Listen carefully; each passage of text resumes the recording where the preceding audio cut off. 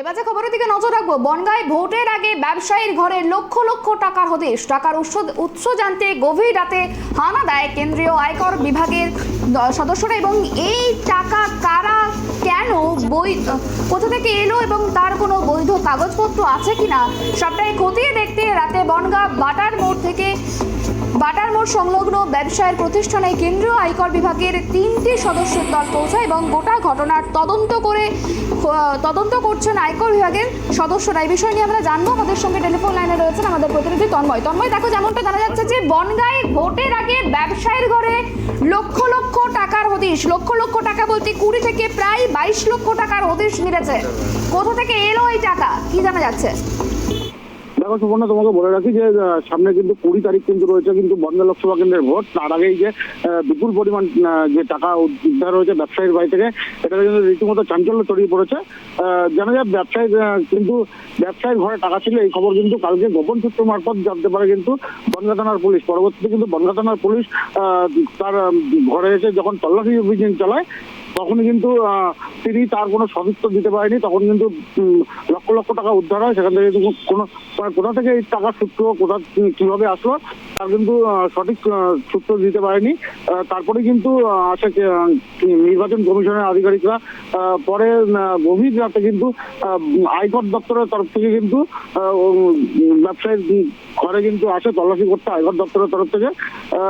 পরবর্তীতে বিভিন্নভাবে তাকে জিজ্ঞাসাবাদ করা হয় এবং তার যে কর্মচারীরা রয়েছে তাদের জিজ্ঞাসাবাদ করা হয় কোথা থেকে টাকার উৎস, তিনি কোনো রাজনৈতিক দলের সঙ্গে যুক্ত কিনা। একাধিক প্রশ্ন করা হলে তার কোনো সদুত্তর কিন্তু এখনো পর্যন্ত মেলেনি। তবে সূত্র মারফত যেটা জানতে পারছি, কলকাতা থেকে একটি আয়করের দপ্তরের প্রতিনিধি দল তারা কিন্তু ইতিমধ্যে বনগাঁর উদ্দেশ্যে রওনা দিয়েছে। তারা কিন্তু আসবে, আরো জিজ্ঞাসাবাদ করবে। তাদের কাছে কিন্তু ব্যবসায়ীর কাছে কিন্তু প্রায় 20 থেকে 22 লক্ষ টাকা উদ্ধার হয়েছে। ব্যবসায়ীর নাম কিন্তু যেটা জানা যাচ্ছে কুমার হালদার। তিনি কিন্তু মানি এক্সচেঞ্জ ও কসমেটিক্সের একটি দোকান রয়েছে তার বনগাঁতে। এবং কিভাবে আসলো এই টাকা বা কোথা থেকে আসলো তার জানার জন্যই একাধিক প্রশ্ন করছে। দেখো তন্ময়, আরো একটা বিষয় জানার চেষ্টা করবো। এই যে টাকা প্রায় 20 থেকে 22 লক্ষ টাকা ঘরেতে মজুত করে রেখেছিলেন ব্যবসায়ী, কোথাও গিয়ে কি ভোটের কাজে ব্যবহার করার জন্য এই টাকা বাড়িতে মজুত করা হচ্ছিল? দেখো, তদন্তকারী অফিসার যেটা জানাচ্ছে যে কিভাবে এসেছে তা কিন্তু এখনো পর্যন্ত স্পষ্ট করে ব্যবসায়ী কিছুই বলছে না।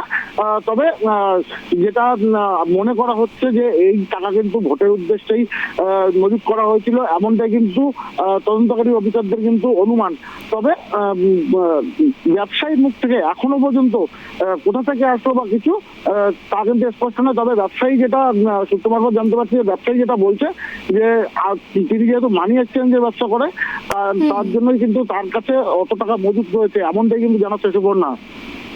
একেবারে অনেক ধন্যবাদ। যেমনটা জানা গেল যে বনগাঁয় ভোটের মুখে ব্যবসায়ীর ঘরে হানা আয়কর দপ্তরের এবং সেখান থেকে উদ্ধার 20 থেকে 22 লক্ষ টাকা। এই টাকা কিভাবে এলো এবং কি কারণে এত টাকা বাড়িতে মজুদ ছিল সেই বিষয়ে কোনো রকম সদুত্তর দিতে পারেননি ওই ব্যবসায়ী।